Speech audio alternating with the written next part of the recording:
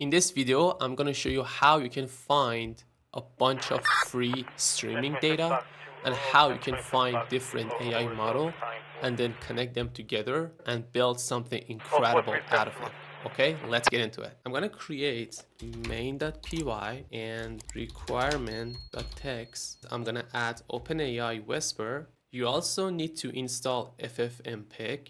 I've already installed that, so we can move on. We're gonna use base model. If it wasn't good enough, we can change it to a small or medium, but we're gonna start with base. Let's use their example. I'm gonna create a virtual environment and then I'm going to activate it, then say pipe install the requirement.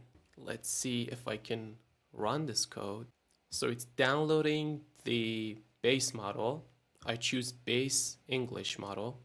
Fantastic. Going along a slushy country route and speaking to them. Okay, so it's working. This is the very basic code for using Whisper, and I'm just using a very simple audio. There is this website called Broadcastify. You can listen to public safety radio like fire stations, police department, EMC, aircraft, rail. You can listen to their radio. It's completely free, public, and legal. Now I go to this browse feeds part. You can choose your state. I'm gonna choose New York. You can go even deeper and choose a city. I'm gonna choose New York City. And you can see here all the department, fire, dispatch, NYPD, and all the different public safety stations are here. I'm gonna choose one of them. There we go. You can go to the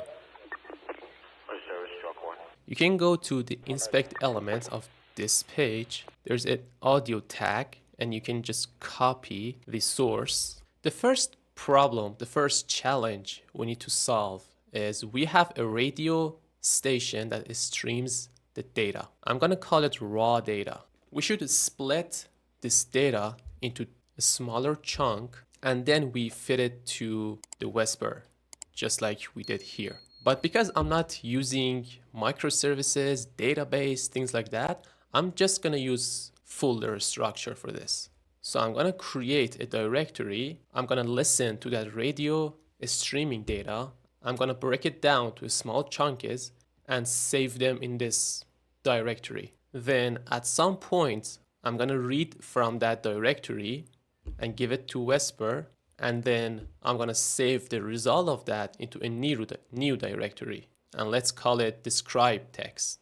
At the end, I need something like text categorizer, which gonna get the transcribed file from the previous directory. So this is the structure of our project that we're gonna do. Right now, I'm gonna do the first part, just listen to the radio and make chunks and save them in directories. Hopefully all of that makes sense. I'm gonna say stream through, go through files. I'm gonna say stream ID and I'm gonna use that and the formatted date and just MP3. Yeah, you can see that these files are generated. Yeah, it's working, but this chunk size is very small. I should probably increase it to, I don't have the bitrate of the audio. I should eyeball that. Let's try by 10 times. Okay, so if I 10 times that, it becomes 5 seconds. Now I can say chunk per second for 3. That should give me 3-second chunks. Perfect. I think 10-second chunks are good for now. The first part of the puzzle is completed. Now, I should use Whisper to go through the file and read those chunks and then try to transcribe them and write them to a file. I'm gonna load the base model for English. I know the audio is English. The problem that might happen is that I might transcribe the same file over and over again. Output path transcribed. I'm gonna use the exact same name and I'm gonna check. If we never transcribed that before, we're gonna transcribe it and write it to that folder. Make sense? All right, so the transcription is working. It's empty, which is understandable. Most of these audio files going to be empty, but some of them has to have a text in them. So let's wait and see if we find an audio with text. There we go, right here. The 5 is also a cool 5-child feature. 7 truck, car, fire, assign another 3. Okay, so it's working. We actually did this part as well. We have audio chunks and we have transcription of them. Now we only need to detect thread according to the text here.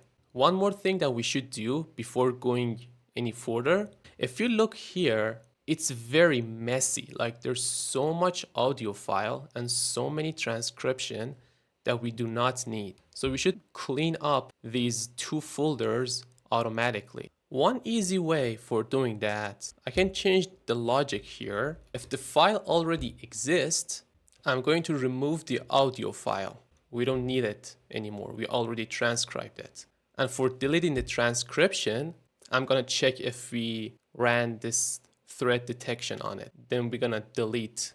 Okay, let's move on to the last step, which is the thread detection. We need a bunch of like keywords. Let's see if Copilot can help us to generate these keywords. Category. Yeah, that's good. I'm gonna put them all into a separate file so it would be easier to maintain and expand. I'm gonna use NLTK, Natural Language Toolkit for Python. I'm gonna tokenize that text, and for each token, if it's in that thread list, found threads. So if we found any threads, we're gonna write it down to the file. If not, we're gonna delete that transcribed file. So we're gonna make sure that these directories are always cleaned up. For now, I'm gonna comment this part and just see if we can get any thread detection. We need to install NLTK, obviously, add it here. And I'm also going to increase this audio, probably 20 seconds or maybe 30 seconds, because I really wanna be able to read the whole thing. One thing I forgot to do, we have 3 steps, right? These 3 steps should run in parallel, completely independent of each other. So we should have threads or different processes for each one, right? Data gathering, it will get a URL, stream ID, transcription. I'm gonna create 3 threads for each function. I'm gonna start them and I'm gonna wait for them to finish. This is not the best way of doing this. We're gonna clean this code up and do some refactoring at the end. Yeah, the audio is saved, the transcription is saved. The transcription part should be in a while loop because when it reads all the file, it should start over again. Same thing is true for thread detection. Okay, now this is better. Again, this is not the best way of doing this. This whole code is just a starting point to do more exploration and see what we can do with it. This is just a starting point. Oh, I forgot to download the model. That's why it's not detecting anything. There we go. Now it's downloading the NLTK model. If the transcription file is empty, I don't have to write it down. All right, let's keep this running for a while and see if we can get any thread detection. I'm gonna put this code on GitHub so you can access the code. I'm gonna change the model to small, see how that works. Okay, finally, BC48 request, 4th alarm for heavy fire in this area. So we finally get 1 thread and the last step is also done. Now we only doing this for 1 public station, right? This NYPD special operation, just one for 1 radio station. We can obviously scale this up to support all the stations in 1 city, or even we can go higher and support all stations in a state, or even in a whole country. Now that we have this proof of concept working fine, we can refactor the code and do some tweak to be able to scale this up to integrate all the radio stations. And I probably should use Docker. There's two ways we can scale this up. One way to break this into 3 different microservices, and then we have 3 containers up and running for each individual task separately, and they can communicate to each other through database, or we can use Redis, or maybe just folder as we have right now. Another way of scaling this would be to just create one container for all of them, and then if we run out of resources, we can go ahead and create another instance of this container. This approach would be better if each individual task would need different resource. Like for instance, if one of these tasks are very CPU intense and the other 2 isn't, we can do this, we can scale it up like this. But in our cases, we have 3 very simple tasks. I think we can connect them together and just create one container. We don't need to break it down into 3. Are you interested to seeing that? Let me know in the comments if you want to see that. Speaking of scaling, there's a very annoying bug that can happen when it comes to scaling and using Docker. I've already made a video about it. I'm gonna put it right here. If you're interested in this topic, you can watch this video and learn how to debug and fix this very common bug that happen in scaling. I hope you enjoy watching this video. I will see you in the next one.